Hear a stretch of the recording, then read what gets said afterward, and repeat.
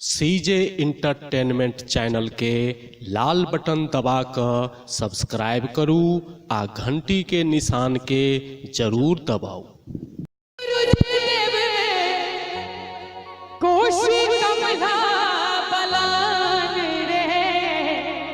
और की ओही धरती पर घर मोर भैया, ओही धरती पर घर मोर भैया रे भैया, विद्यापति के गाँव रे। ओही धरती पर घर मोर भैया, विद्यापति के गाँव रे। जग में जजा पहले उगई सूरज देव, जग में जजा पहले उगई सूरज देव, कोशी कमला पलान रहे। ओही धरती पर देखो घर मोर भैया, विद्यापति के गाँव रे। ओही धरती पर घर मोर भैया, विद्यापति के गाँव रे।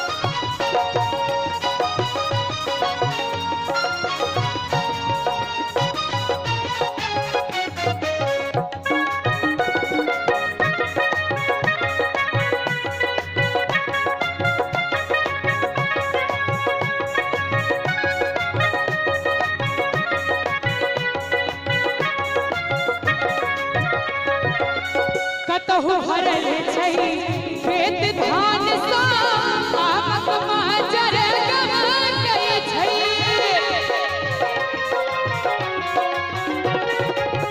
कतहु भरल छै खेत धान सा, आमक माजर गमकै छै। हरियर रुआ पहिर के सखिया, साथै ताथै छमकै छै। सोहर लगनी चटा चटन के रे, सोहर लगनी चटा चटन के रे, सुंदर मिठकर तान रे। आप जे ताली में बजे के ओकर साथ दियाना है। मंदिर में बैसल छी सब गोटे, दुनू हाथ ऊपर उठाकर अपना मिथिला धाम के लिए सब गोटे। ओही धरती पर देखू घर मोर भैया, ओही धरती पर घर मोर भैया रे भैया, बहु राम समान रे। ओही धरती पर घर मोर भैया, बहु राम समान रे।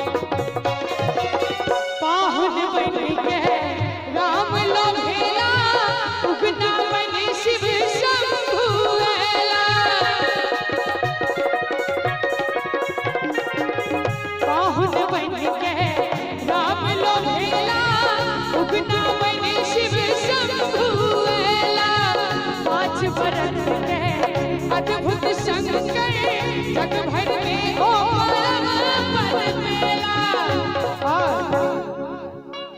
कि पाहुन बन के राम लभेला उगना बनी शिव शंभुएला